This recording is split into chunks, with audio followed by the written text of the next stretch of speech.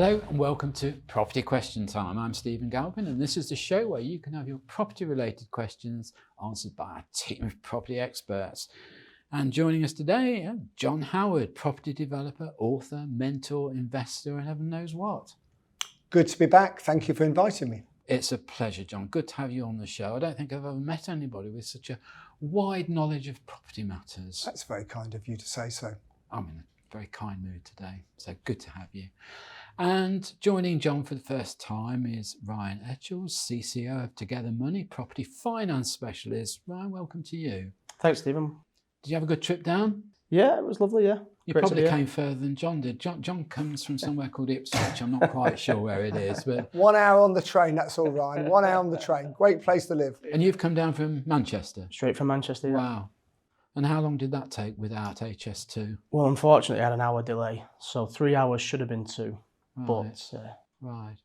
I did see on that HS2, it's now going to take longer even using the HS2 leg to come down than currently it does. I was at the Tory conference when he announced it, and I think, why announce it in Manchester? You know, it's like, honestly, you couldn't make it up, could you? Not really, no. Anyway, I'm sure it'll all work out in the end. Right, we'll get on with the questioning. John. Yes. The financial results of the major house builders and developers seem to be at best varied. What's the panel's view of the new build development business, both today and perhaps over the next 12 months? And just an interesting comment to add to that. I noticed one of our contributors today, who's very involved with a lot of constructors as a consultant, was saying that he's never in his career seen so many construction companies so near to the brink of collapse. Well, I'm not surprised. Than now. But I don't get it, because there's a huge demand for housing to be built. So the demand's there. Do you want me to explain it to you? Yeah, I do. Okay, here we go. You ready? Go on, I'm ready. Okay. First of all, the house builders are down a third on turnover from where they were 2 years ago, as are estate agents, by the way. So last year, they sold a third less properties than they did the year before. Hold on, I'm not worried about estate agents, because they will say what's ever in the market, won't they? No, well, it's really all in the same industry. This year, I think they'll sell probably 15 to 20% less than they did 2 years ago. So I think things will be better this year. That's the first thing. The other thing is the reason these contractors are going bust, because if you fixed the price 2 years ago to build however many houses or whatever you're building, and materials have gone up 20% in those 2 years, interest has gone up as well, and everything else, these contractors can't survive. If they've made a mistake on 1 or 2 jobs. But don't they have contingencies written into their contracts? Well, some clearly don't have. I mean, there's some contractors that will put an inflation clause into the contract, but not everyone has. So, and certainly some of the smaller developers, many who watch this show, I'm sure will say, well, John, you know, in the last 3 years, the building materials have gone up 30%, interest rates have doubled, and the property prices in some areas, not all, have gone down 10%. That's a perfect storm. That's very hard to survive, very hard to survive. But the end price of a property doesn't really affect the constructor, does it? No, but if they're giving a fixed price to do the work, and it's cost them more to do it than they thought, then where are they? I mean, Ryan, you're a lender. You lend to developers. How sympathetic are you when a developer comes and says, you know, my material costs have gone up 20% halfway through? The first point is that the gulf between the FTSE house builders and the SME house builders is massive, and it's getting bigger over time. Yeah. Right. Last year, the big house builders, record profits, whereas the SMEs are struggling to get developments complete, struggling to get materials at the right price. What those type of constructors need is a lender that will work with them, who's willing to have a relationship with them, who's willing to work through economic cycles with them. And that's what we always see the access to finance. Or a better firm of lawyers doing the contract. Well, precisely, yeah. But I'm a big believer that those types of house builders, number one, they're needed in our country because that's where we're going to get the housing stock from. The big house builders will always deliver the units they need to, Exactly. but the small, medium builders are the ones that are actually going to plug the gap between where we are and where we need to be. So providing those people access to finance, providing them with a relationship to help them manage through the construction and the end sale, massively important. You didn't quite answer the question now. I said, how sympathetic would you be if a developer well done, came Ryan. to you halfway Very good, through? very good. Look, we're always extremely sympathetic. As a lender that has relationships with our customers that go back years, we'll always look to support our customers and help them through it. And all specialist lenders should do that, really. We're in a unique position to support those sort of customers. And we're always sympathetic to things that happen during developments. I mean, just very quickly, John, coming back to you, you're a developer. You know the game. You develop all over the country, and at times we have the government interjecting into the process. Yes. From time to time, some with good schemes, sometimes with bad schemes. But at the end of the day, surely, as a developer, if you know that you can sell your product at the end of the programme, you'll build as much as people want, won't you? Well, I think the major house builders are building about 65 to 70% of the houses in the UK. Right. The major top 10 house builders. And to be a top 10 house builder, over 250 houses a year. So the rest of us are playing catch up. In the 1970s, small house builders were 70% of the market. The rest of the 30% now is made up from small house builders, about 8-9%, and social housing. And why has that change been? I think it's changed because the major house builders have got such control over these planning systems, and they're so strong. When they're putting a 1,000 house scheme together, it's what the government need. They need housing, and they're trying to build 300,000 houses a year. They need 500,000. That's the truth. That is the truth. And this year they're going to build probably less than 200,000. So. I mean, but you're right. They'll only build what they can sell. And if you saw last year when things got tough, the first thing they did was close sites. Straight away. They are ruthless. And I say to any small house builder, just watch what the big boys are doing and copy them. Copy them. If you don't have to build for 6 months, close the site down, wait till the market gets better. Okay, on that note, we'll move on to Ryan's question, which is, the Bank of England has said that cheaper mortgages will not appear until at least mid-2025, or perhaps even later, going into 2026. Does the panel concur with this prediction? And Ryan, just as we were talking off camera, I did mention to you that I was reading in the press this morning that there's quite a few bridges in particular that are lowering their deposit requirements and in fact lowering their interest rates without anything happening at the Bank of England. That's good news. Is it good news? Is that the trend? Yeah, so I think to answer your original question, we see quite the opposite. The Bank of England are looking in the future and saying they think that mortgage rates will not come down in, I think you said, until mid-25 into 26. We've seen quite the opposite. Heading into the new year, we saw most of the big banks reduce their mortgage rates. I think I saw 2 on the second working day of the year take the mortgage rates down a full percentage point for on-sale rates. And I think the reason being is because I started my career in the mid-2000s. I've never known anything different than an economic environment and a rate environment at 10 bips for base rate. So you've got a whole generation of people that are now working in financial services that had 15 years of nothing to talk about in terms of base rate.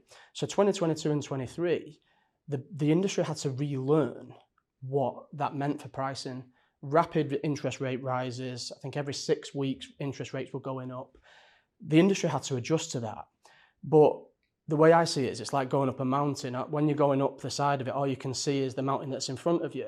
It feels like we're at the top now, and it feels like we're looking into the distance and you can see a little bit more of what's in front of you. So we're seeing financial institutions react to that. And there is a lot of downward pressure on price in the mortgage sector, in the buy-to-let sector, and as you've mentioned, in the bridging sector, because the industry wants to make sure that customers are getting the right value, and they want to make sure that customers have got access to the right financial products. So we're definitely seeing downward pressure on pricing, and we expect that to continue through 2024 into 25, regardless of what the Bank of England say. I mean, John will remember, I can remember sitting in a developer's office with the interest rates going over 15%. And that's for house builders. Yeah. And of course, I mean, we sound like, Stephen especially, of course, but we sound like dinosaurs a little bit. Yeah. But I mean, we bang on about, in different shows, we have banged on a bit about the fact that, you know, the average mortgage rate for house owners was about 10%, up to about 20 years ago.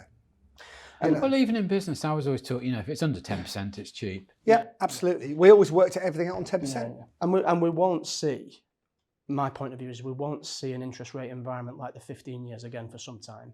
We're expecting base rate to come down in this year, maybe get down to around 4%, and then going into next year, maybe settle around 3% is the industry consensus. I have to tell you, it wasn't too long ago. I had a mortgage at 2% below base, which was a tracker, and I was getting a check off the building society every month for living. I mean, how you did that, I do not know. Well, the interesting point there, though, is that a lot of those fixed rate mortgages that were sold maybe late 2021 into early 2022 when there was a stamp duty holiday, they're all coming up to maturity now. So people that are used to those sort of mortgage rates need a lot of support off their financial provider because they're going to get a bit of a shock. You can see it coming, I think, Q1 of 2024. Ryan, I can see that holding back the market this year because there's 2.4 million of those people. Not just house owners, but also buy-to-let investors. Yeah. You know, and that's going to make a lot of difference. Ryan, quite interestingly, we actually in the studio filmed a programme this morning where a number of the contributors who are quite well thought of. We weren't people, invited to that, Ryan. Clearly. No, we didn't invite you. You'd be too disruptive. No, but they were saying that the drop in house prices and the rolling back of performance figures wasn't anywhere near as great as people expected. It's actually been a lot tamer. I agree with that. We saw that. We saw the housing market be extremely resilient during 22 and 23. That's exactly the word they used, resilient. Yeah, I can see that. Yeah, we definitely saw that resilience. And what we're now seeing is that we're now seeing a lot of confidence returning to the market. Yes. I saw some research recently whereby they were saying that about 2/3 of commercial investors were much more optimistic about the outlook, and about 1/3 of buy-to-let portfolio landlords looking to acquire new property in 2024. So we're definitely seeing optimism now because the market's been so resilient. That's good. Okay, well, that's all we've got time for in this half of the show. So join me again after the break when we'll be asking John and Ryan more of your questions.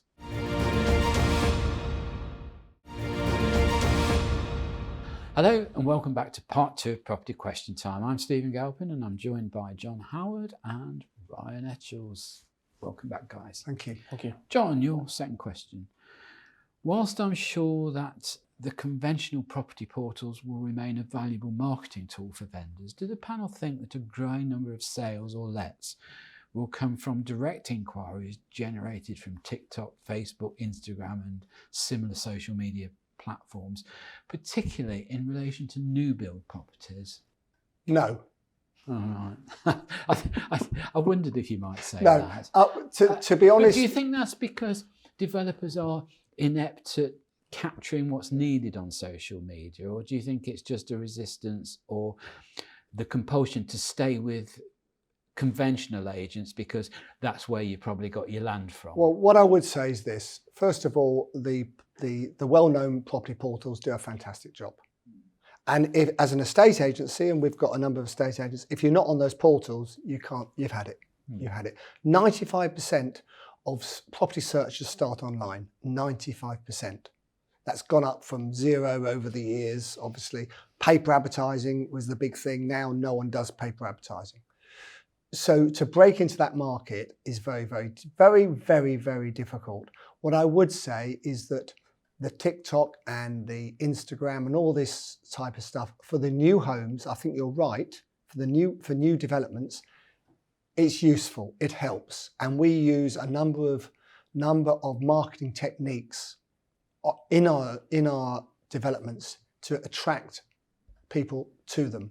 But we still need the traditional agent. You've seen online estate agencies come and go. It was all the big rage. It was easy. It was this. It's not easy. It's not easy. It's a tough business, estate agency. Really tough business. And on the whole, most agents do a really, really good job. Yeah. But what about, I mean, these portals, we won't mention the names, but they're quite expensive. Very use. expensive. And of course, you know, you get a lot of people. It's like a cartel, to be honest with you. But you get a lot of influencers, don't you, on TikTok and Instagram, that sort of thing. And they say, hey, use social media, it's free. Yeah. Well, and let's face it, we all use social media to one way or another. So that's absolutely right. But you still need the experience and you need the organisation. And it's not just about agreeing a sale. It's getting that sale through. 30% of estate agents lose sales. And, you know, driving that through to completion takes a lot of experience and time and money. An experienced agent will know very well that you know, taking the reservation is the easy bit. Yeah. It's that progress. Driving it through. Yeah. It's like anything. Social media forms part of a landscape of tools that are available when you're selling a property. I'd be shocked if anybody's going to sell, process and complete a property on TikTok. But we understand that that's where it's a tool to be used to help drive the top end of the funnel of the sales funnel. I think for it. You're spot on there, Ryan. The other thing I would say is that, you know, selling a property is an expensive thing. It's probably the most expensive thing anybody buys. So why would you want to do it on the cheap? And it's one of the most expensive fees you can pay as well. Well, the reason the fees are expensive, let me explain that to you, is because no agent sells more than 50% of the properties they have on the market. It doesn't happen. So you're paying for the ones that don't sell. The cost of an instruction has just risen over the years out of all proportion, hasn't it? Again, Sure. it's the cost of the portals that you need to go on. To run a small estate agency office is very expensive. And people say, I can't believe it costs, you know, whatever. But it does. It really does. Well, I know I worked for a firm 20 years ago, and they used to say to open a new office was a minimum of £250,000 Yeah. You know, before you batted an eyelid. Absolutely. And to your point, Stephen, it's not just the social media element of it. The technology that's involved now, people with drone footage and doing new builds with camera setups, much like the studio. Yeah. Well, what I'm quite interested in, as a lender, when a developer comes to you, like say John or whatever, how much do you delve into social media to learn about John or his projects or his previous projects? Hopefully not a lot. We know everything about you, John, believe me. Or perhaps you got a direct link to it. Yeah. It's really, really valuable for specialist lenders in particular to get to know the customers and the customers you're dealing with. So we use that a lot. We do have great relationships with our customers, and that involves doing our research on them. But we do our research, we look at the social media presence. We want to make sure we're dealing with really credible developers like John. So we do look at it quite a lot. It's a big part of what we do. Ryan, with buy-to-let lending and presumably the associated purchases too, seem to be down approximately 40% on last year. What do the panel think the prospects are for the buy-to-let market? What are they for the future, and what are they in the medium to longer term, especially for the smaller investor? Because I think that's quite important. I see, we've had so much nonsense, haven't we, from the government. They came out with that scheme about insulating, scrapped it, but lots of sort of small buy-to-let investors have sold their portfolios for fear of not being able to comply. It's a very tetchy market at the moment, isn't it? It's been a perfect storm that's been brewing for probably about 5 years now. Legislative change, regulation change, tax changes, interest rates over the past 2 years. The buy-to-let market is going through structural change. There's no doubt about that. And there's a push towards incorporation because of all those reasons. There's a push towards professionalisation, and I'm a massive supporter of that. That's the right outcome. However, that does put the smaller property investor in an interesting position, and what the smaller investor actually needs is support to help them through all those changes and support to help them find yield and find market niches. So I'm seeing a lot at the moment of landlords looking at high yield like HMOs, multiple use buildings, semi-commercial. So these small landlords, they need support with getting access to the finance, but also support with the longer term over the course of that buy-to-let mortgage. It's interesting you say that. And again, with your lender's hat on, I mean, I can remember, and John will remember too. Don't bring me into it. All right, well. I'm not as old as you. No, you're not. No, it's about 3 months, is it?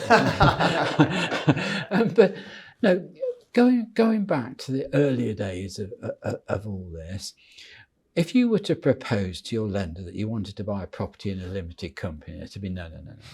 And if you do, we want personal guarantees, we want this, that and the other. It was quite difficult, wasn't it, John? It's changed completely. But around the other way. it's totally changed round now. But I'm just interested in what sort of perspective you put on somebody who's coming in as a private investor, done it all in their own name, bought the properties personally, and now suddenly wants to pop it into a limited company because there are tax advantages to doing that and there are various other advantages. I think that what's your view? I think the most important thing is you look at your customer's circumstances. One of the challenges we see in the market is that if you try to make that underwrite automated and you try and take physical underwriters out of that process, you'll get it wrong. The customer will get the wrong outcome because they'll probably end up being declined, and the lender will get the right outcome because actually what that is an experienced investor that's just looking to incorporate. So the actual answer is to look at the customer's circumstances, understand what their ambitions are and what they're trying to achieve, and support them through that. We're seeing a lot of optimism in the buy-to-let market now. I do really think that although there's been a lot leading up over the past 5 years and a lot of things that have created that perfect storm I talked about, we're seeing a lot of optimism now. But importantly, we're seeing a lot of specialist characteristics in the buy-to-let market that customers need support with. Well, again, I asked you a couple of questions off camera, and one of them was, do you find a difference between north of England, south of England in attitude of lenders and probably borrowers too? And I think you and John agreed that there probably was a difference. Now, we had a contributor on some time ago who I actually complimented because he'd got an amazing development or buy-to-let sort of application form, which really went through the process of evaluating what was wanted. But the caveat was that step out of line on that form and you got nothing. Yeah. It was an absolutely... I'm not sure that's the right way to No, I'm approach not. it. It was an It's too absolute paper unflexible. exercise, whereas what you seem to be saying is a very much more personal... Yeah, we've seen that. There's been a development over the past 10 to 15 years where relationships have become more transactional with banks. They're taking cost out. We think the opposite should be the case. Relationships with our customers, relationships with those small investors that are trying to unlock their ambitions, so important. At the point where you're underwriting the case, but then through the course of that loan and that portfolio, having the relationships with your customers is what helps us help them navigate through these challenging times. And that's why we're seeing a lot of optimism in the base and with landlords, because we're so close to our customers and we provide so much support to them, and that relationship is so special to us that you can touch and feel the sentiment of the market because of that investment in the front line. Well, on that wonderful note, we're going to end the show. So I'm going to say a big thank you to John Howard. Thank you for coming in, John. Ryan, I hope you've enjoyed your first time on Property Question Time. Good. So we'll be inviting you both back again shortly. Thank you both very much for appearing on the show. I'm Stephen Galpin. Join me again next time on Property Question Time.